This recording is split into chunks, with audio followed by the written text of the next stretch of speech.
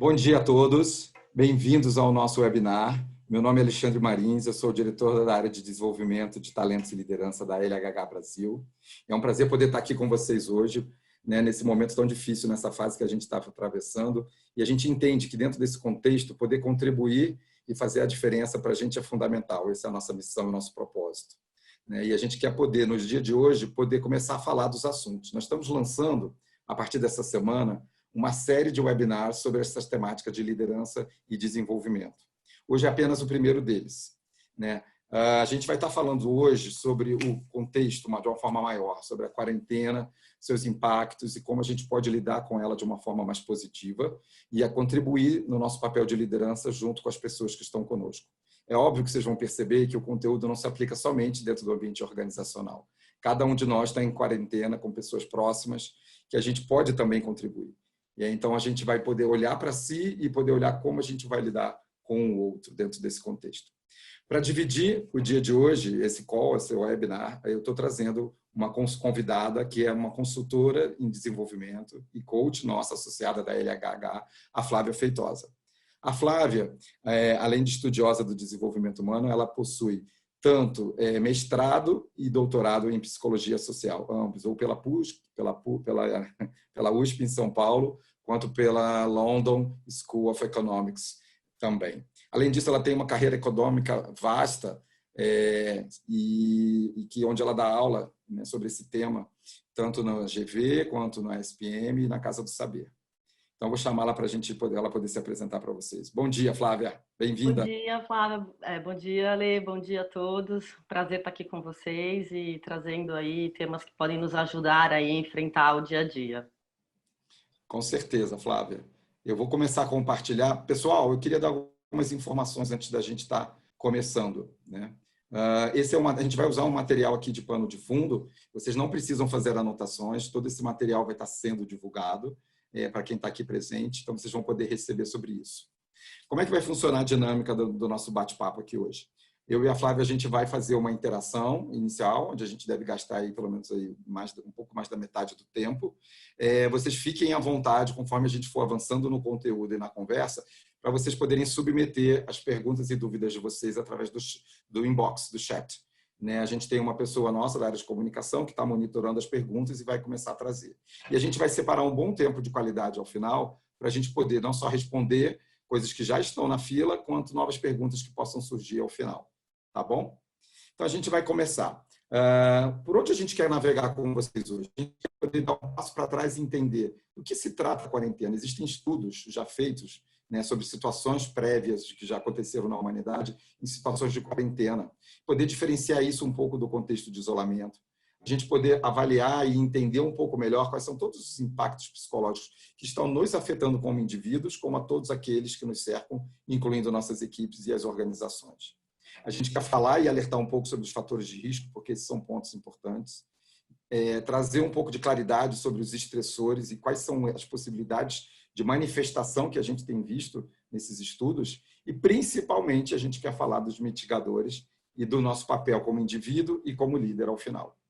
Tá bom? Então, vamos em frente. Flávia, conta para a gente um pouquinho, então, na sua visão e que você pesquisou, do que fala a quarentena. Então, Ale, acho que é super importante a gente entender que a quarentena não é uma novidade. Obviamente que nas dimensões que a gente está vivendo hoje é uma novidade, mas a gente, quando vai buscar literatura científica, a gente encontra uma série de coisas a respeito da experiência de quarentena. Então, assim, a quarentena significa uma separação, uma restrição de movimentação de pessoas que estão potencialmente expostas ao vírus e que podem estar espalhando ele, né? Então, devido à magnitude desse vírus, a gente está falando de uma quarentena que pega quase todo mundo. Isso é diferente do isolamento, que normalmente a gente pode fazer só com os diagnosticados. A quarentena, gente, é muito mais igual do que a gente pode imaginar. Existem milhares de artigos científicos a respeito do tema. Recentemente, na história do mundo, a gente teve muitas pessoas que estiveram em quarentena devido ao HN1, a SARS, ao ébola e a síndrome respiratória do Oriente Médio. A gente tem num histórico assim não tão distante, né, mais de 100 anos, né, entre 100 anos e um pouco mais, da peste negra e da gripe espanhola. Então, tem muitos estudos a respeito disso também. Não temos um precedente de algo deste tamanho, portanto, muitas novidades podem acontecer. Acho até que tem um fator super interessante, que não é mais uma quarentena em que tem uma parte das pessoas isoladas da vida e outras vivendo normalmente, tipo, um país ou uma determinada região. Como é o todo, isso pode até ser uma experiência menos complexa do que quando alguém se sente completamente isolado. Agora, o que a gente tem que estar atento? Quarentena tem consequências. Hoje a gente está aqui muito para falar sobre os fatores psicológicos e as consequências psicológicas, né? E mais importante disso é que, assim, o efeito da quarentena a gente pode viver durante a quarentena e pós-quarentena. Então, há muitos estudos de efeitos que a gente vai poder experimentar mais de ano depois da experiência.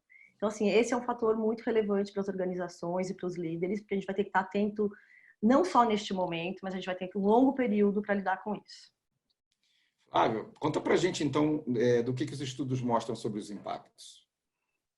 Então, quando a gente está falando dos impactos da quarentena, a gente está falando, e hoje a gente está focando aqui nos impactos psicológicos, né, porque a gente não está aqui focando nos impactos econômicos e tudo mais, que não nos diz respeito, mas a gente está falando de questões relativas à saúde mental e ao bem-estar. Então, assim, os efeitos graves e que a gente não pode se esquecer, não pode deixar de observar. Taxas de suicídio, síndrome do pânico, depressão, ampliação do índice de depressão na sociedade, que já é extremamente grave, ansiedade. A gente está falando de um conjunto de questões que são do estresse pós-traumático. Então, assim, tem uma série de efeitos que as pessoas vão sentir em função do isolamento. Então, por exemplo, a gente vai ver muita gente com medo exacerbado e imobilizador dos seus dias. Então, assim, é aquela coisa, por exemplo, das pessoas estarem quase que com toques de limpeza. Eu não estou falando assim, um certo toque de limpeza a gente vai ter que ter. Mas, assim, quando a gente começa a ter isso exagerado e um pouco fora de contexto, porque se eu estou trancado dentro da minha casa, eu não tenho que passar álcool gel na minha mão 6 vezes por dia, né? Então, isso é uma coisa que pode ser até imobilizador no sentido de começar a atrapalhar a vida da pessoa. Uhum. A gente pode ter muitas manifestações de raiva, tristeza, irritabilidade, mau humor. E a gente tem que pensar que, como estamos todos em casa, nós vamos lidar com a nossa raiva, tristeza e irritabilidade, mas a gente também vai estar lidando com outras pessoas que estão no convívio diário com a gente e que podem estar nesse tamanho estresse. Insônia e exaustão. A questão da insônia, a gente vai falar bastante sobre isso, porque o sono é absolutamente essencial num momento como esse. É um dos grandes problemas que alguns de nós vamos enfrentar e a gente vai ter que ficar muito atento a respeito disso. Mas a gente vai ter gente que não vai conseguir dormir, não vai conseguir dormir dias consecutivos, e isso é muito ruim e muito perigoso. Muitos de nós estaremos nos sentindo com uma sensação de distanciamento e de solidão. A gente vai falar um pouquinho mais sobre isso. Como monitorar quando isso fica um pouco patológico demais, como ter a consciência de que parte disso faz parte da normalidade, estamos todos sentindo, mas parte disso pode estar sendo um exagero que pode estar causando, por exemplo, uma das coisas que nos preocupa muito, que é a baixa produtividade. Então, assim, a gente pode lidar com as pessoas que estiverem extremamente impactadas, vão ter problemas de produtividade, vão ter problemas de concentração. E a gente sabe que no médio e longo prazo, para alguns no curtíssimo prazo, o alcoolismo e algumas outras dependências pode se manifestar. Os estudos mostram que existe um alto índice de alcoolismo e de outras dependências químicas que podem nos preocupar, não só durante esse período de quarentena, agora sim, mas depois, até mesmo um ano e meio depois, as experiências de quarentena mostram que as dependências se manifestam. Então, a gente tem todo esse conjunto. E tem um ponto, Flávia, né? Porque às vezes a gente fala quarentena imaginando 40 dias, e a gente já sabe que a gente já está para quase mais da metade desses 40 dias, e a perspectiva é de que, positivamente, pelo isolamento social, a gente está conseguindo suavizar pelo menos o início da curva, né? Então, existe uma perspectiva de que esse processo se alongue. Então, acho que fica mais ainda relevante a questão dos impactos, porque talvez, como é que é lidar com isso num processo mais alongado, né? Como é que você vê isso? Então, um dos estressores que a gente vai ver lá na frente são exatamente o fato da gente não saber o que vai acontecer. né? A gente sabe que do ponto de vista dos órgãos, né, do governo, existe uma preocupação em como fazer com que essa quarentena seja a menor possível. É lógico que a menor possível nesse caso é uma quarentena, não é 40 dias, mas pode ser 10 dias, 15 dias, mas no nosso caso pode ser 40 ou mais. Então, a gente vê, por exemplo, que os órgãos públicos eles estão preocupados em dizer não sabemos ainda, vamos monitorar a cada semana, porque o fato de a gente não saber o que vai acontecer também é um estressor muito forte. E é algo que a gente não tem controle. Exato. E aí surge o tema do diagnóstico, né? Conta pra gente um pouquinho sobre isso. Então, a gente precisa ficar atento, tanto no nível individual, eu preciso ficar atento como que isso pode estar se manifestando em mim, mas como líderes, que é o nosso principal assunto aqui hoje, nós precisamos estar atentos ao nosso time, aos nossos pares, às equipes, como que eu vou poder diagnosticar as pessoas e os times que podem estar com alguns problemas a mais. Então, um dos temas importantes é o descontrole emocional. Né? Então, assim, como é que a gente vê descontrole emocional? Né? Então, assim, nós vamos lidar com pessoas que vão ter crises de choro e crises de ansiedade. A dificuldade para dormir é um dos fatores que a gente vai ter que ficar mais atento. Mas as pessoas que vão estar se mostrando extremamente irritadas, extremamente agressivas uns com os outros. Tem uma questão de desorganização. Esse é um ponto bastante crítico, porque muitos de nós estaremos levando uma vida virtual, né? Estamos levando uma vida virtual bastante razoável. Então, a gente sabe que muito daquilo que a gente precisa fazer na vida real, né? No dia a dia, no trabalho, são coisas que vão se tornando cada vez mais importantes quando a gente está no mundo virtual. E dentro do mundo virtual, a organização é extremamente importante.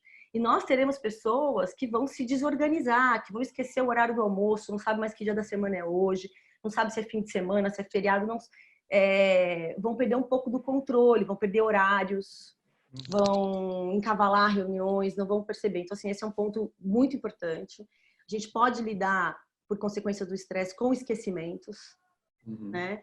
E a gente tem que estar atento nas pessoas que vão pedir apoio. Muitos de nós vão ter consciência da necessidade de apoio, vamos buscar apoio, vamos nos abrir com nossos líderes, mas a gente também vai ter muita gente, a recusa de apoio também é algo muito importante para a gente diagnosticar, porque tem gente que vai ter dificuldade de perceber que não está conseguindo dar conta disso. E eu acho que um outro sintoma que se soma nessa lista é a apatia, né? Porque se a pessoa entra em depressão e numa tristeza, ela não está conseguindo lidar com a tristeza da mudança, porque no fundo, gente, dentro desse contexto tem um certo luto, né? Luto dos projetos do ano, luto da sua liberdade de ir e vir, luto do convívio social, né? Tem gente que tem um alto nível de energia pessoal e pratica esportes e atividades físicas que também está sendo restrito, né? Então, assim, também pode cair para uma situação oposta da raiva e do destempero para uma situação de apatia. Isso também é um ponto de atenção, concorda, Flávia? Com certeza, com certeza. A gente vai ter que prestar muita atenção nessas pessoas e já a gente fala mais do papel do líder, mas assim, a gente vai ter que ampliar a nossa escuta, ampliar a nossa capacidade de observação e ver o que a gente vai recorrer para poder mitigar esses problemas e atender as pessoas que vão realmente precisar de um apoio especial. E dentro dos estudos que você compartilhou com a gente identificou que parece que existem grupos que têm um fator maior de risco, não é isso? Exatamente. Então, a gente tem sempre que lembrar que os estudos, eles não discorrem sobre uma situação tão generalizada como essa que a gente está vivendo, mas a gente tem indícios e parece que a nossa experiência empírica desse momento tem confirmado esta situação. Mas a gente ainda vai ver nos estudos futuros como é que isso de fato ocorreu. Mas, assim, jovens entre 16 e 24 anos são um fator de risco, que significa que os nossos trainees, os nossos gestores júniores, são pessoas que estão com hormônios à flor da pele, vida social extremamente relevante para essas pessoas, estão começando, têm seus namoros, têm seus finais de semana preenchidos com os amigos, então essas pessoas vão sofrer muito dessas restrições, né? É um impacto muito grande na rotina deles. Então, é um grupo que é movido muito a projetos, né? E a experiências e a expectativas, né? E nesse contexto tudo fica muito cinza, né? Imagino. Cinza. As nossas equipes de baixa escolaridade, né, são pessoas que, além da situação de vulnerabilidade ser muitas vezes extrema, muito maiores do que aquelas que a gente está acostumada, também tem uma questão de condições de compreensão do que significa tudo isso, né? O que significa esse vírus, onde ele está. Então, assim, é uma população que pode ficar em situação bem mais vulnerável. Um outro grupo que preocupa bastante são as mulheres.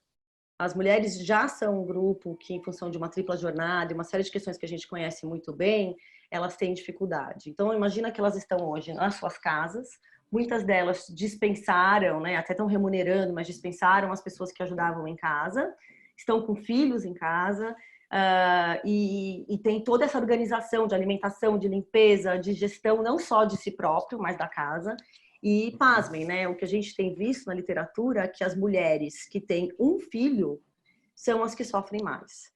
Parece que as mulheres que têm três filhos ou mais talvez já esteja um pouco acostumada com esse caos, com essa rotina da casa, com muita gente, os filhos brincam entre eles, mas e as mulheres que não têm filhos têm um outro tipo de vida, mas aquelas que têm um filho podem se sentir mais isoladas, com maior potencial para depressão e com maior potencial para alguns desses problemas que a gente apontou. E, obviamente, que os profissionais de saúde, muitos de nós temos familiares que são profissionais de saúde, os profissionais de saúde continuam trabalhando, voltam para casa, isso lida com todos os medos de infecção e com uma série de coisas. E aqui, por meu risco, eu incluí os idosos, que também fazem parte das nossas famílias, né? Então, muitas das nossas famílias trouxeram os idosos para casa para cuidar e estão lidando com esse estressor também. Então, não só os idosos, mas aqueles que estão próximos aos idosos, porque não tem condições de mantê-los completamente isolados, vamos ter que lidar aí com mais ansiedade. E aí a gente pode, então, posto isso, poder entender um pouquinho melhor esses fatores estressores. Conta pra gente. Tá.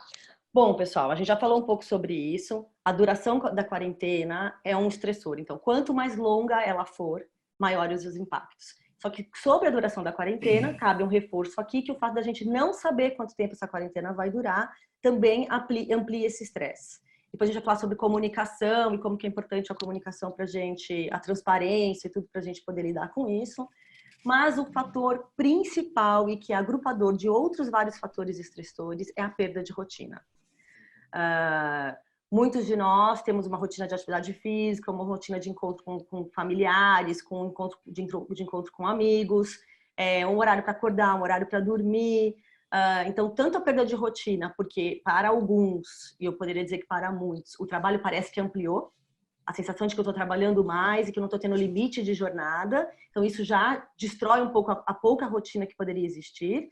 E para muitos, não, eu tinha uma forma de funcionamento muito clara, eu pegava meu carro, eu saía, eu via as árvores, eu via a rua, e agora eu estou dentro da minha casa, tendo que lidar com coisas que eu não estou acostumada, e eu não sei que horas mais eu acordo e que horas que eu durmo. Então, essa perda de rotina é um assunto dos principais para a gente conversar aqui logo mais. A perda de contato social e contato físico. Gente, nós somos o Homo sapiens. O Homo sapiens deu certo e dominou o planeta Terra da maneira que dominou, porque nós somos cooperadores, né, apesar de egoístas, e porque nós somos pessoas que tivemos a possibilidade do convívio social. Este convívio social é uma característica marcante de nós humanos, e nós somos absolutamente dependentes desse contato físico e desse contato social. A gente vai falar um pouco sobre que é mais ou menos dizer assim, nós perdemos o contato físico, mas nós não perdemos o contato emocional. E a gente precisa aprender a lidar com isso. Mas hoje, em termos de estressores, essa perda de contato inicial é um agravante para a nossa situação. Nós todos temos que enfrentar com as dificuldades da virtualidade. Então, algumas pessoas já estavam preparadas para esse mundo virtual, mas a grande maioria parece que não, nem as organizações como todo, nem cada um desses indivíduos. Então, a gente tem uma curva de aprendizagem que gera muita ansiedade. Será que eu vou dar conta? Eu vou conseguir entrar na reunião? Como é que eu vou fazer tudo isso? Nós estamos em casa vivendo uma série de relacionamentos. Às vezes eu estou com um casamento que não estava bom, mas eu nem queria mais, a minha fuga era estar fora, e hoje eu estou dentro de casa com essas pessoas que eu não gostaria mais de estar. Né? Eu trouxe o sogro, a sogra para casa, mudou uma série de coisas, então, assim, esse convívio restrito, mas intenso com algumas pessoas pode ser também um estressor. O medo é algo muito complexo nesse momento. A gente está falando de vários medos. Um deles é o medo de ser infectado e de infectar o outro. Esse medo, ele é uma coisa boa porque ele faz com que a gente gere uma série de comportamentos que vão nos proteger. Ao mesmo tempo, a gente tem que estar atento quanto que esse medo não está passando um pouco dos limites, porque tem coisas que a gente não vai controlar, e até porque a gente sabe, a gente não quer espalhar o vírus, mas também não é um problema para todo mundo pegar. Uma hora a gente vai ter que pegar mesmo talvez. Mas tem alguns outros medos que também ajudam, né? Por exemplo, a impossibilidade de eu ir num médico, de eu ir num dentista, será que eu vou ter algum problema? E o que eu vou fazer a hora que eu estiver tendo algum problema? Isso também dificulta bastante. A falta de informação. Então, aqui é um aviso para os empregadores, a gente precisa, dos líderes, a gente precisa trabalhar a informação, trabalhar a clareza dela. E o governo, o sistema de saúde também tem que nos manter muito bem informado, porque quando isso não acontece, dificulta demais. As dificuldades financeiras que todos nós corremos o risco de passar e o medo da falta de suprimentos adequados. Né? Parece que está tudo sob controle no Brasil. O Brasil é um grande produtor de alimentos e isso é o que mais preocupa. Parece que isso não vai acontecer, mas tem pessoas que têm medos fantasiosos em relação a isso. Sim, com certeza. E aí a gente pode olhar e dizer assim, como é que a gente desdobra tudo isso para a gente começar a entrar um pouco mais nas práticas, né? Como a gente pode navegar com tudo isso? Então, eu acho que tem 3 atores principais na hora da gente pensar, olha, o que eu posso fazer para passar esse tempo melhor e o que eu posso fazer para que as pessoas que estão à minha volta passem esse tempo melhor. E é um tripé, do qual a gente pode falar sobre 2 deles, né, que são o indivíduo e a organização e a liderança. E tem um terceiro ator muito importante nisso, que é o Estado. Não é ponto das nossas considerações aqui hoje, mas a gente não pode esquecer que a gente tem aí o Estado, a literatura mostra muito claramente o que precisa ser feito, a gente vê que tem muitas...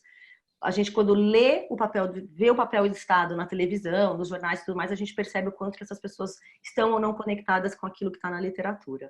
Mas, assim, o nosso foco aqui é falar sobre o indivíduo, a organização e a liderança. Exato.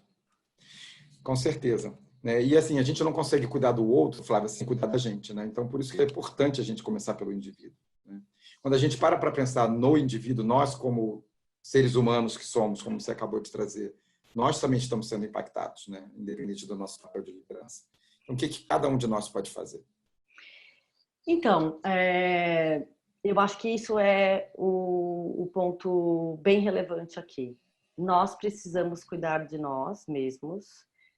É um momento muito difícil, mas é um momento também de revisão e é um momento de oportunidades. Então, para começar a falar sobre isso, a minha primeira proposta de entendimento do que cada um pode fazer por si é a gente reconhecer que a forma que nós vamos lidar com a quarentena tem um pouco a ver com uma manutenção do nosso estilo pessoal. Então, se eu sou uma pessoa extremamente desesperada, extremamente focada em resultados, quero mostrar trabalho o tempo todo, quero preencher a minha vida, eu devo estar nesse momento completamente louca, sem conseguir respirar, sem conseguir ter fôlego. Se eu sou uma pessoa que tem uma tendência depressiva, se sou uma pessoa mais desorganizada, o nosso estilo pessoal provavelmente vai prevalecer nesse momento. E os momentos de crise são momentos bem importantes para a gente conseguir se observar. Eu queria dizer o seguinte, gente, é muito difícil falar todas essas coisas que a gente vai falar, ou então é muito fácil falar e mais difícil fazer. Para alguns é mais fácil, para outras pessoas é bastante difícil. Ao mesmo tempo, nós não temos saída. Né? Então, está um pouco na hora da gente poder reconhecer os nossos medos, as nossas ansiedades e falar, olha, eu não tenho como conversar com isso agora, tem coisas que eu vou ter que colocar de lado, meus planos, meus projetos, colocar bastante de lado, assim, algumas das minhas dificuldades e encarar isso como uma oportunidade de crescimento e de autodesenvolvimento. E a primeira delas chama-se rotina.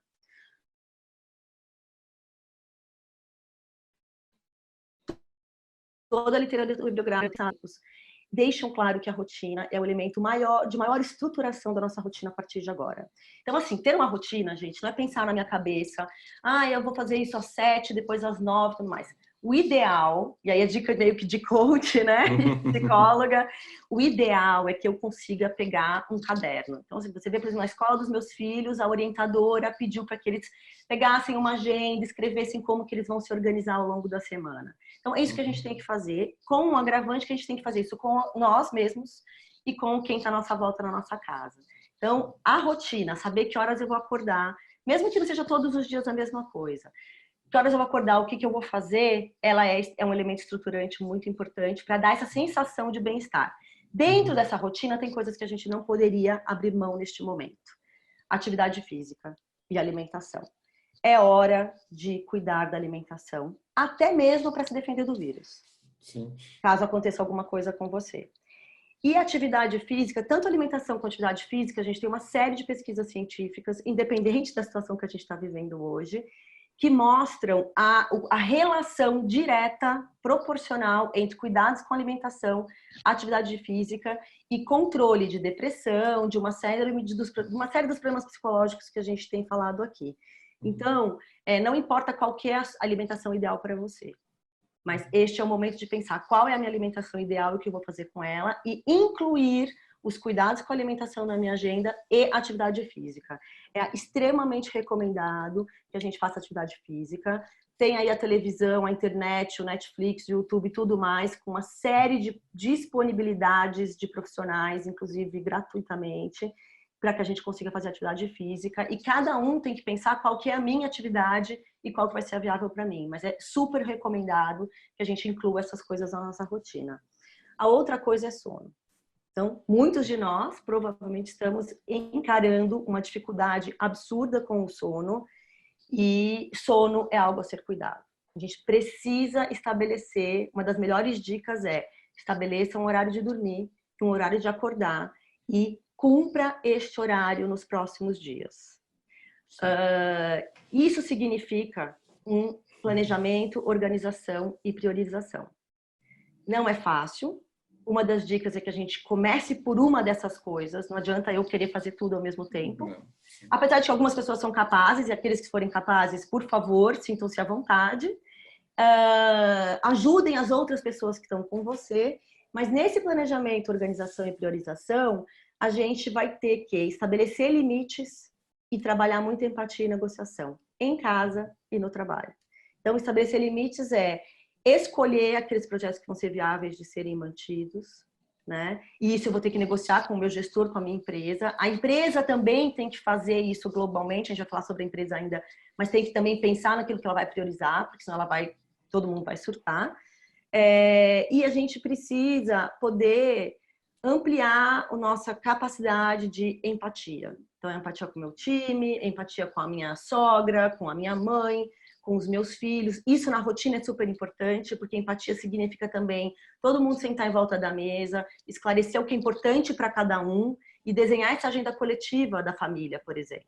Desenhar essa agenda coletiva da equipe, por exemplo. Então, individualmente, cada um de nós pode trabalhar para que isso aconteça melhor.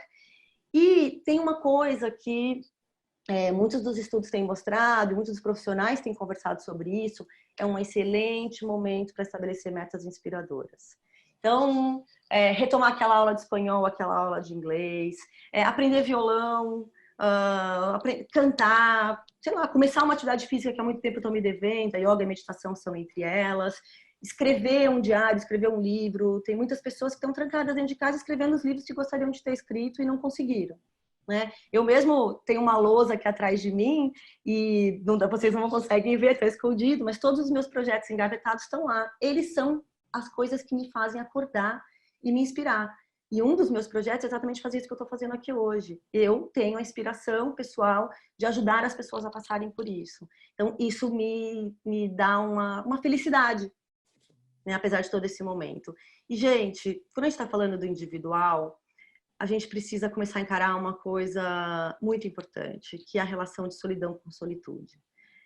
É difícil viver sozinho, porque ninguém está aqui propondo que a gente aprenda a viver completamente sozinho, porque isso é impossível, mas a gente tem que encarar um pouco a ideia de que nós somos sós, no sentido de que nós somos um ser que nasce e que morre sozinho. Então, assim, essa experiência da solidão, ela não precisa ser encarada só como solidão, ela pode ser encarada como solitude, no sentido de um espaço quase que espiritual ou individual, a palavra que cada um gostar de usar, dependendo das suas crenças e valores, mas onde eu me encontro nisso?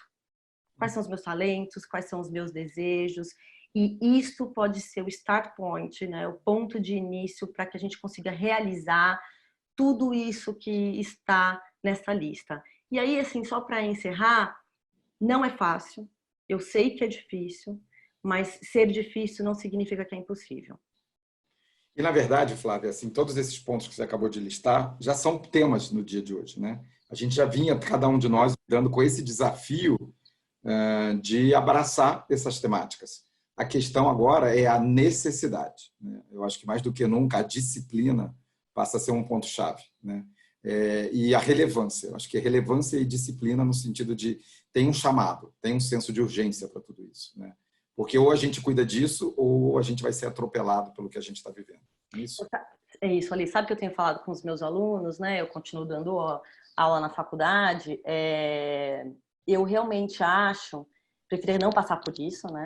Mas eu realmente acho que os nossos jovens, todos nós, mas especialmente os nossos jovens, em função de todas as questões que a gente vinha discutindo a respeito da gestão dos jovens e do que é ser jovem, porque eles também têm as questões deles, né, em relação ao mundo, eu acho que sairão ganhando muito dessa experiência. Sim. A nossa vida terá um outro significado.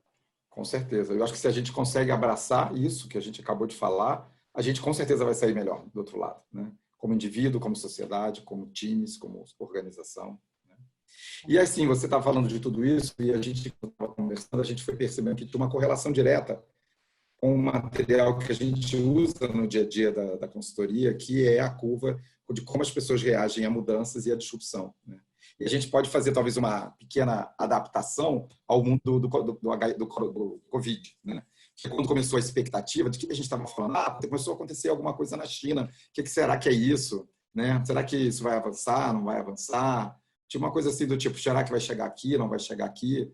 Até que o processo começou a avançar e começou a afetar outros países, começou a ter os primeiros casos, né? E a gente começou a se sentir, a ter que tomar algumas decisões, as organizações foram tomando, a sociedade foi tomando decisões por nós, o Estado foi tomando decisões, e a gente teve a nossa rotina totalmente impactada, né? E uma vez que isso aconteceu, do isolamento, aí essa é a fase do desapego, onde tem um mix de emoções, onde tem raiva porque a gente perdeu a situação, no sentido de por que não foi feita alguma coisa para evitar que o vírus se alastrasse, por que a gente não tem os recursos de infraestrutura e saúde que me daria todo o conforto para poder... Por que não existe uma vacina ainda para isso? Como é que isso não foi pensado? Tenho medo, né? E se eu pegar o vírus, o que vai acontecer? Ou comigo, ou com minha mãe, com meu pai, né? Meus filhos, né?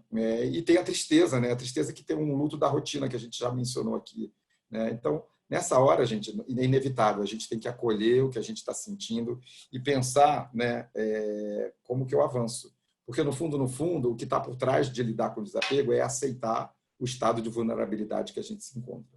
E se a gente aprende a fazer isso agora, a gente vai levar isso para a vida, né? Assim, é muito difícil para o ser humano se colocar vulnerável. Só que nessa situação não foi uma escolha nossa, né?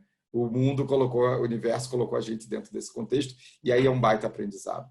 E quando a gente já está vivendo essa nova rotina, é natural que a gente esteja vivendo uma certa desorientação. E aí eu acho que o tema da rotina que você trouxe é fundamental. O que ajuda a dar norte e estrutura dentro desse processo? As coisas já não são como são, a nova rotina e o modo de trabalhar está mudando, e a gente tem que criar mecanismos para a gente e para as nossas equipes e para as nossas empresas de como retomar a rotina. A gente não pode ficar na paralisia do desapego, da fase da tristeza, do impacto emocional, por muito tempo. A gente precisa avançar. E eu percebo que algumas organizações não estão avançando mais rápidas que outras, né? Porque tem a ver também com como as pessoas estão lidando e como a liderança está lidando com as pessoas, né? Porque o objetivo aqui é, como você falou, introduzir oportunidades. Toda situação de mudança e disrupção, ela traz desafios, mas ela também traz oportunidades. O que leva a gente para frente é poder olhar para a oportunidade. Dentro desse contexto, como você falou, que projetos eu posso usar? Que olhar eu posso trazer? Que contribuição eu posso dar? Que aprendizado eu estou tendo? Que experimentação nova de forma de trabalho eu posso fazer?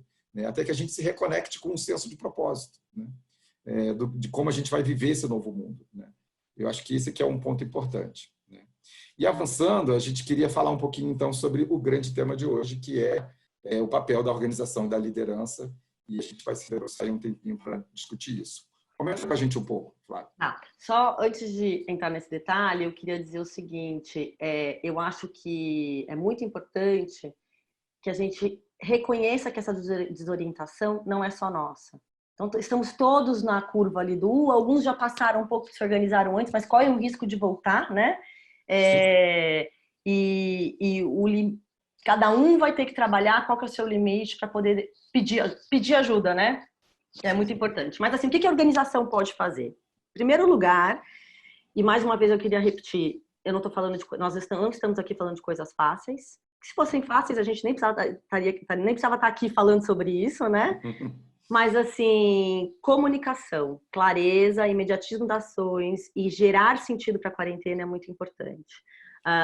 Existem algumas pesquisas que mostram, lógico que a gente não está numa quarentena voluntária no mundo, mas a gente até pode analisar que em alguns países, e o Brasil faz parte disso, muitas pessoas foram para a casinha quase que voluntariamente. A gente foi para casa antes, aqueles que puderam. Então, assim, quando a gente vê sentido na quarentena, ela também ajuda muito. Então, as organizações também podem ajudar a construir esse sentido e ser muito clara na comunicação, evitar excesso de comunicação e tudo mais.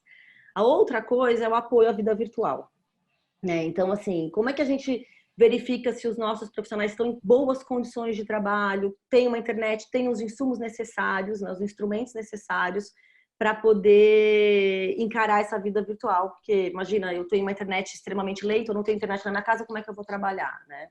Então, assim, acho que a gente, de alguma forma, as organizações têm que cuidar de garantir essa condição de trabalho das pessoas fora do local de trabalho. E aí você me permite só fazer um comentário, Flávia, dentro dessa questão, tem uma questão também de como orientar as pessoas, né? Acho que mais do que nunca como consultoria nós estamos sendo buscados de como que você nos ajuda nesse setup do ponto de vista da forma de trabalho, da liderança virtual, de como trabalhar em equipes virtuais, porque isso não era óbvio, né? Assim, relações humanas são relações humanas, seja virtualmente ou presencialmente, mas tem uma dinâmica que muda, tem alguns cuidados que precisam, né? Então acho que o papel da organização também é esse, né? Não é deixar só dar o computador e pronto, né? Da internet, não é só o hardware, né, e o software. Tem uma questão da forma de trabalho, de como a gente pode orientar as pessoas nesse momento. E eu acho assim que, obviamente, que a gente tem alguns profissionais e alguns líderes já automaticamente preparados ou que já vêm com uma certa experiência. Mas tem muitos que têm uma ideia empírica do que tem que fazer, mas quando recebem instruções claras, ficam mais confiantes também. Porque a gente está trabalhando a confiança, a gente precisa que os líderes transmitam confiança nesse momento, apesar de todas as dificuldades. Esse apoio pode fazer a diferença. E faz com que as pessoas avancem naquela curva, né? Que saiam um pouco da desorientação. Saiam mais rápido da desorientação, que é o que a gente mais precisa nesse momento. A gente precisa conscientizar, né? Preparar os times e os gestores para essa realidade. Então, assim, não tem jeito, gente. Os gestores são aquelas... Já, na vida não virtual é a mesma coisa, também é importante, né?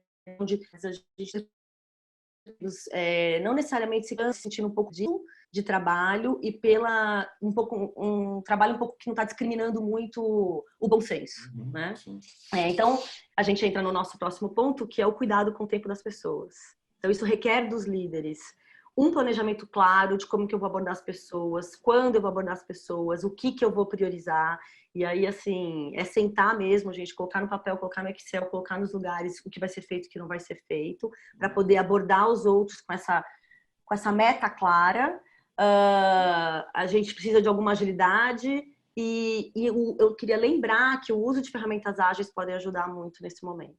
Eu tenho muitos alunos e muitos coaches se queixando de que estão tendo que demorar muito mais tempo para tomar decisões, né? Porque antes eu ia na mesa da pessoa e eu conseguia resolver o problema, agora eu preciso ficar caçando aquela pessoa, ela não necessariamente responde no WhatsApp. Então, a gente tem uma série de metodologias ágeis disponíveis aí e a gente precisa começar a pensar como que a gente vai colocar as pessoas utilizando elas o mais rápido possível. Muito importante os suportes para a saúde mental. Então, a gente tem exemplos de organizações que já estão com seus 0800, já estão com tudo isso muito organizado para poder dar apoio às pessoas que estão levantando a mão, precisando de ajuda. Mas os grupos de suporte que os líderes podem gerar para os seus times é muito importante. Então, ontem, por exemplo, eu tive nas minhas disciplinas, eu tive uma reunião com um grupo de 25 alunos. E essa reunião com o grupo de 5 alunos foi cada um contando como que estava passando, pelo que estava passando. O agradecimento, a sensação de alívio de cada uma daquelas pessoas, de se reconhecer no outro e perceber que a rotina vinha sendo um problema para todos eles, que a atividade física vinha sendo um problema para todos eles, e poder conversar sobre como que a gente vai agir em relação a tudo isso, é uma coisa simples de ser feita, requer tempo, obviamente, mas é o tipo do tempo que a gente gasta para ganhar. Então, é uma coisa que os líderes precisam pensar em como que eles podem ter esse tempo de qualidade com seus grupos. E, Flávia, isso que você está falando conversa com algumas perguntas que estão chegando. Eu vou começar a trazer algumas perguntas, tá bom? Para a gente ir podendo dar os nossos convidados. A primeira pergunta tem a ver em como manter a equipe motivada trabalhando em home office. E assim, eu também sou líder, né? Eu também tenho uma equipe. Eu posso falar do que eu tenho do que a gente recomenda como prática, do que a gente tem experimentado. Você também pode falar do seu lugar, né? Do que você está vivendo. Eu acho que a questão nesse momento, por tudo que a gente acabou de conversar, é fundamental, além da orientação prática e da priorização e do planejamento das atividades, que a gente tenha um olhar. Mais do que nunca, o líder vai precisar ser um líder humano, né? Essa questão da proximidade, que antigamente a gente sempre se ocupava muito e tinha sempre um grande álibi de que não deu tempo de fazer a gestão das pessoas, acaba ficando para o segundo plano. Nesse lugar de hoje, não dá. Então, a gente precisa e pode fazer pequenas coisas que fazem toda a diferença. Como, por exemplo, abrir uma reunião semanal do grupo falando sobre como estamos hoje, né? Como estamos lidando, como você acabou de falar do exemplo que você deu. Né? Como é que fazer um check-in? Cada um traz uma palavra. Como é que eu estou hoje? Hoje eu estou triste, hoje eu estou chateado. Só em poder verbalizar e dar esse espaço. Não, eu estava melhor ontem, outro foi um dia ruim, hoje eu já acordei melhor. E poder perceber que todo mundo tem vulnerabilidade e está todo mundo lidando com a vulnerabilidade. Mas, assim, pensando em coisas criativas, eu vejo pessoas criando reuniões, criando cafés da manhã, criando almoços em time. Porque o virtual permite isso, permite happy hour. Tem gente que termina toda sexta-feira fazendo um happy hour com a equipe. Todo mundo, quem bebe, abre um vinho, uma cerveja. Quem não bebe, traz o seu chá, traz o seu suco. Mas é aquele espaço de poder... Não, gente, vamos desligar porque está acabando a semana. Vamos voltar o olhar só para a família. Vamos mudar, vamos fazer uma transição de lugar para isso, né? E tem gente estreitando a frequência das reuniões. Eu acho que isso é fundamental. Ter um ciclo regular, porque se a pessoa sabe que ela vai ter aquele espaço de conversa, seja em time, seja individual, eu acho que isso já apazigua, né? Assim, quando a gente está correndo, entrando e saindo do escritório, você não vê o líder, mas a gente agora sabe que as pessoas estão em casa. Então, assim, tem alguém me olhando, aquela sensação de que tem alguém me olhando faz toda a diferença, né? E criar dinâmicas com o time. Então, não é porque a gente está virtual que a gente não pode criar dinâmicas, né? Tem times que estão começando a fazer ações de team building e de fortalecimento das relações e poder fazer combinados entre o time, que nunca eram feitos, porque a gente também estava sempre correndo. Agora, dentro dessa parte da estruturação, você poder fazer alguns combinados sobre isso.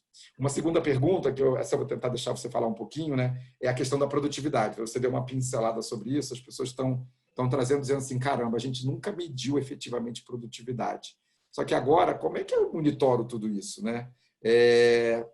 Faz sentido, não faz sentido a gente criar mais uma sombra de controle sobre as pessoas? Qual é a sua opinião, Flávia, sobre isso? Eu acho que depende um pouco da intenção, né? Eu vou criar a produtividade porque eu quero controlar as pessoas porque eu desconfio delas, ou eu vou aproveitar esse momento para construir um espaço de confiança, um espaço de troca, de escuta, onde a produtividade vai ser importante. Porque, assim, se eu vou cobrar produtividade, eu tenho que ter clareza do que eu vou cobrar. Sim. E do que é possível. Então, Sim. Acho que a produtividade pode ser, sim, alguma coisa interessante, porque ela, antes de mais nada, vai levar o líder a pensar o que é viável ser cobrado. Sim. É a mesma coisa da rotina pessoal, mas é a rotina do time. Eu também não vou poder me dizer que eu vou fazer coisas que eu não tenho condições de fazer.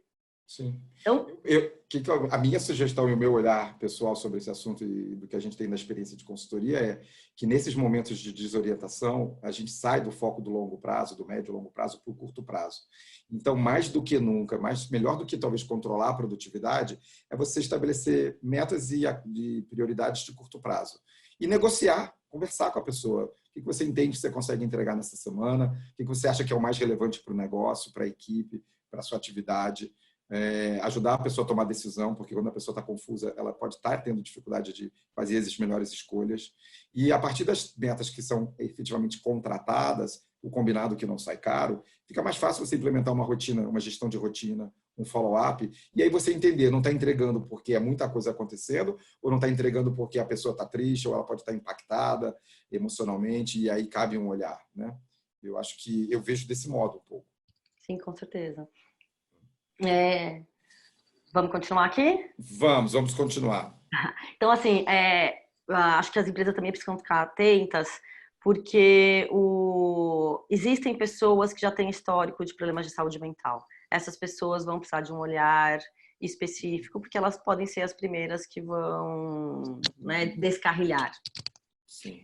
E aí tem uma pergunta que está associada a isso, que você aproveita, eu vou trazer para você poder incluir na sua fala. Quando saber qual é a hora limite de sair do papel do líder e pedir uma ajuda profissional, médica, psicológica para essas pessoas? Lembra a gente falou aqui a respeito de como que a gente vai saber que essas coisas estão acontecendo com as pessoas? Então, assim, não estou dormindo há 3 dias, não estou conseguindo me alimentar, não estou A pessoa aparece abatida, ela vem para a reunião abatida, né? Estou Assim, extremamente irritada. se a pessoa não abre a câmera, por que será que ela não está abrindo a câmera? Né? Se ela está chegando atrasada nas reuniões, o que será que está acontecendo? Né? Não está conseguindo entregar as coisas básicas que a gente está conseguindo acordar.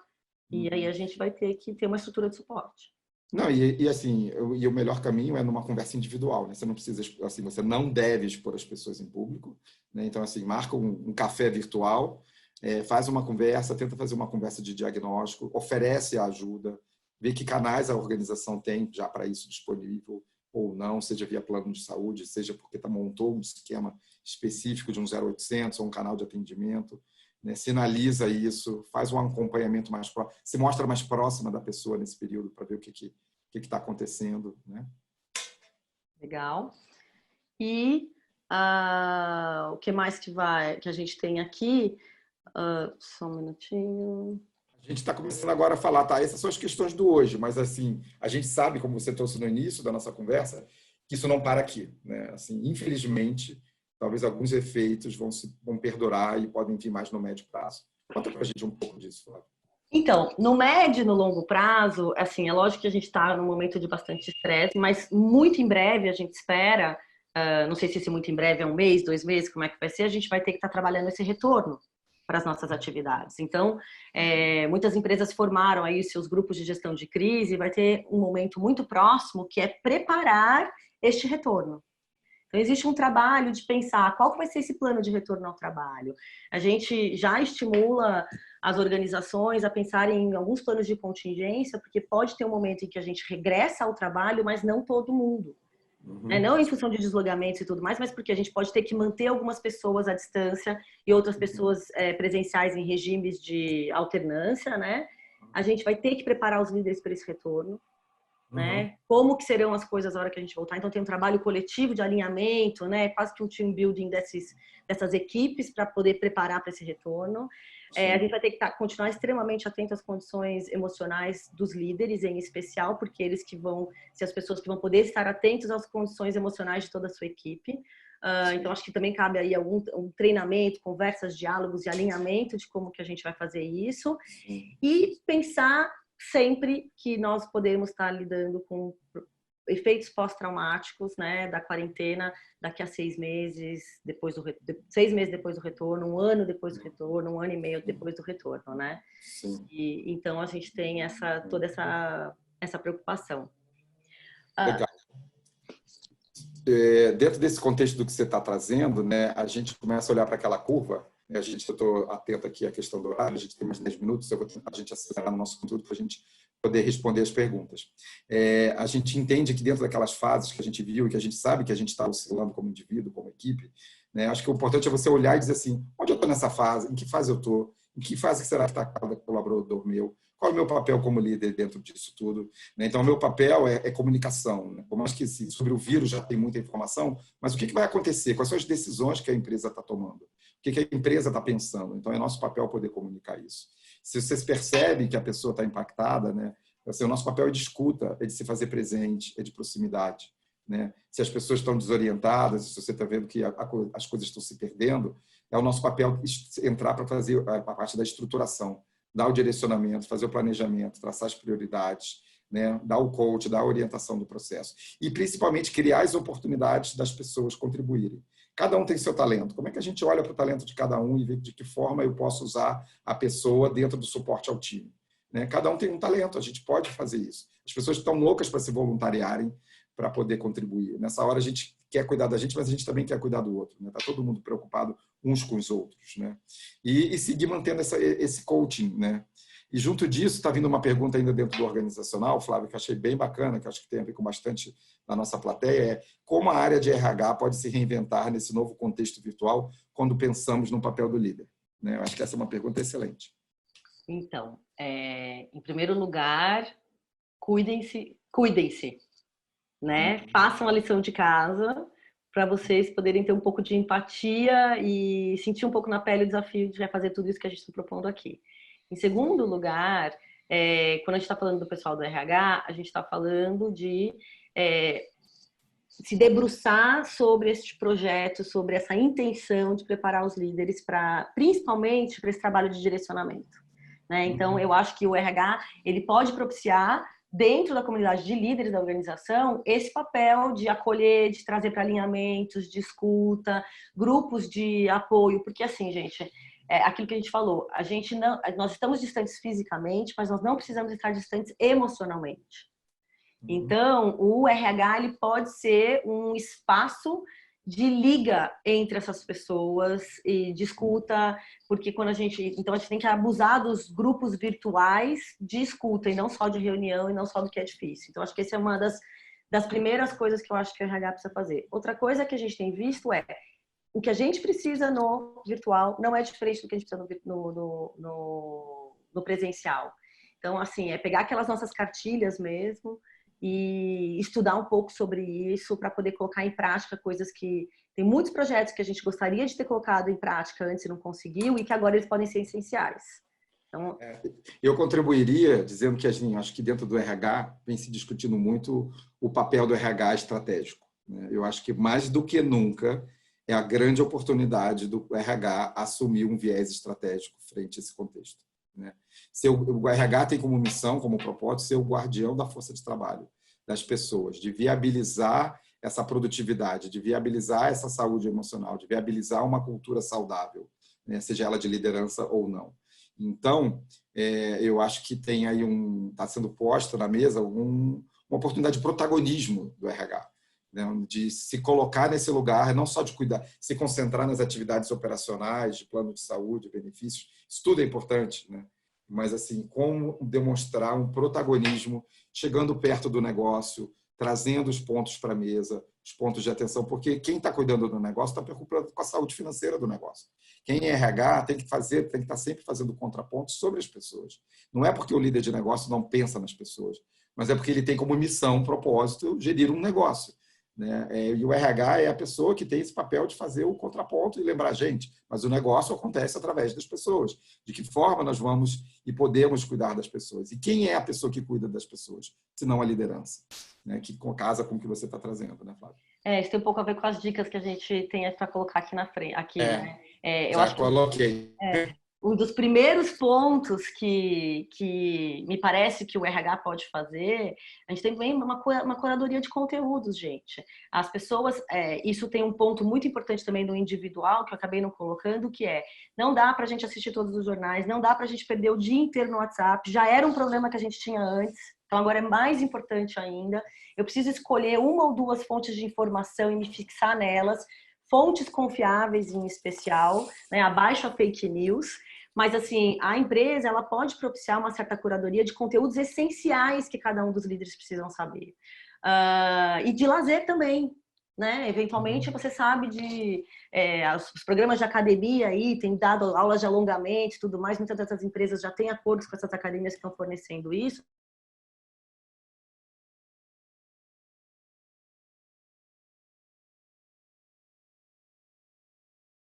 A gente pode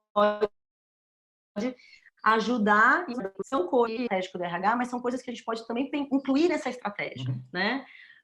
E aí tem uma série de cursos, uma série de ferramentas e uma série de conversas a respeito do que pode ser feito em termos de planejamento financeiro, em termos de comunicação e acordos entre família. Essas são algumas ideias potenciais para o agora, né? Acho que muitas outras a gente pode trabalhar no médio e no longo prazo, mas de coisas que podem ajudar as pessoas hoje. Aí as pessoas vão falar assim, mas além de tudo que eu tenho que fazer, eu preciso fazer isso? Gente, é o seguinte, não é eu preciso estar organizado para depois praticar isso. Eu só conseguirei me organizar e continuar fazendo tudo que eu tenho para fazer se eu der conta dessas coisas iniciais. Uhum. Sim, com certeza. E aí a gente vai chegando ao final. Vamos dar uma olhadinha, vou pedir ao Rafael, que é o nosso marketing man, que está nos apoiando, ver se tem alguma pergunta chave em relação a isso. Eu vou trazendo um pouquinho de uma mensagem que eu queria deixar. A gente estava falando um pouco, né, da questão de que toda situação de disrupção, de problema e de mudança traz questões entre desafios e oportunidades. Vamos escolher a oportunidade, né? No fundo, o que está por trás disso é luz e sombra. Toda situação no mundo tem os dois lados, né? Então, acho que o mais importante é como é que a gente reconhece a nossa sombra. Esse contexto está trazendo que desafio? Como é que eu reconheço o impacto emocional disso em mim, nas minhas pessoas? Cria um mecanismo disso hoje. Mas, principalmente, vamos botar energia em criar um propósito para esse processo, para a gente atravessar melhor essa jornada. Que aprendizados eu quero ter? Que projetos eu vou fazer? Como é que a gente move a nossa atenção para o positivo, né? Para poder criar uma rotina positiva, uma forma de navegar e sair daquela fase da desorientação e do impacto emocional para uma fase posterior, né? Acho que o Rafael está mandando aqui uma perguntinha para a gente. Tenho clientes de coach muito angustiados por estarem trabalhando triplicado nesse momento e não estou conseguindo encontrar um caminho para sair desse lugar, né? Medo de perder a hierarquia. Talvez alguma dica nesse sentido da gente poder, que aí não é só para o coach, né? Acho que para os próprios líderes que estão assistindo a gente, né? Como encontrar um caminho para sair desse lugar do exagero, da intensidade, né? Eu acho que eu tenho uma dica para a gente poder pensar nisso. Assim. Tem até vários materiais na internet que têm saído sobre isso. Gente, nós temos aquilo que a gente controla e temos aquilo que a gente não controla. Uhum. Então, a gente precisa. Os medos são muito importantes, porque a ansiedade, de uma certa forma, nos mobiliza a fazer o que é importante, mas a gente não pode deixar o medo nos dominar. Então, aquilo que eu não controlo, não dá para a gente se apegar agora. Medo da hierarquia, medo de perder a minha função, o meu trabalho e tudo mais. Isso só vai atrapalhar com que a gente consiga fazer o que a gente tem que fazer. Então, assim, é uma questão de controle emocional mesmo, é uma questão de uma reflexão. Meditação, para quem consegue fazer, a gente sabe que meditação tem lá uns 2, 3% da população que não consegue fazer, mas aqueles que conseguem, é um super conselho praticar, porque a gente vai ter que lidar com o qual é o meu possível. A gente fala muito na comunicação não violenta, né? Eu não tenho controle sobre o que o outro fala, sobre o que o outro faz e como que o outro me escuta, mas eu tenho controle sobre como eu recebo as coisas, como eu interpreto as coisas e sobre o que eu falo. Exatamente, exatamente. E entrar na especulação, né? Assim, na preocupação, se preocupar com situações futuras, né? Eu acho que no momento não é de falar de futuro, é cuidar do aqui e agora, né? Então, assim, ajudar como que cada coach ou cada líder pode fazer o exercício de dizer do que eu posso cuidar aqui agora e daquilo que eu tenho controle, como a Flávia está dizendo. Como o outro vai lidar com isso e do que pode acontecer no futuro, nesse momento, tudo bem, dentro de um cenário de negócio, você traçar cenários econômicos e financeiros, mas a outra coisa é como que você cuida de si nesse contexto, né? Exatamente. Infelizmente, a gente não vai poder se alongar muito mais, a gente vai ser respeitoso em relação aí à questão da disciplina de horário, todo mundo está com a agenda pesada nesses dias. Eu queria te agradecer muitíssimo, Flávia, pela sua contribuição aqui hoje. Eu vou já te passar a palavra, mas eu queria deixar uma mensagem para o grupo de que essa série está só começando, são muitos assuntos ligados a isso. Então, semana que vem a gente vai estar falando um pouco mais de, uma vez que eu entendo tudo isso e esse impacto, como é que eu cuido da saúde emocional minha e da equipe. Então, tem um especialista, um médico, que é conhecido nosso e muito relevante, que vai estar aqui conversando com a gente sobre isso. A gente vai estar falando mais a fundo sobre a prática de liderança e gestão de pessoas. Vai ter um outro webinar que a gente também vai anunciar hoje, só sobre gestão de pessoas, e vocês vão poder se debruçar um pouco mais sobre as questões de pessoas, né? E está surgindo muitos assuntos ligados ao RH. Tem algumas perguntas sobre o RH que a gente não conseguiu responder hoje, mas a gente está rodando algumas pesquisas com os RHs e quais são as melhores práticas que os RHs estão fazendo, e a gente vai sim voltar também com um webinar só sobre o papel do RH nesse contexto, e o que são os aprendizados e o que cada um está fazendo. Flávia, uma palavra final para esse grupo.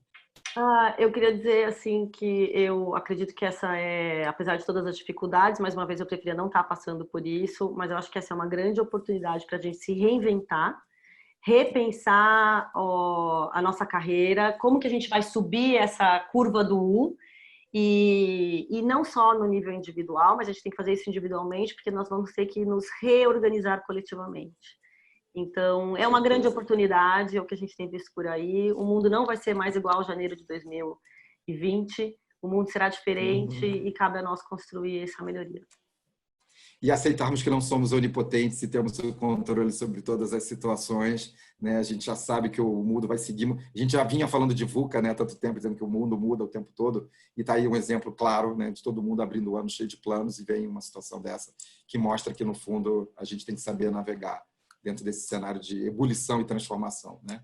Muito obrigado, Flávia. Eu agradeço a oportunidade. Aos nossos convidados para continuarem seguindo a gente no LinkedIn, nas nossas mídias sociais, Facebook, Instagram, LHH Brasil. A gente está divulgando todos esses webinars que a gente vem fazendo e as séries. Os conteúdos vão ser postados numa landing page, numa página para vocês poderem ter acesso.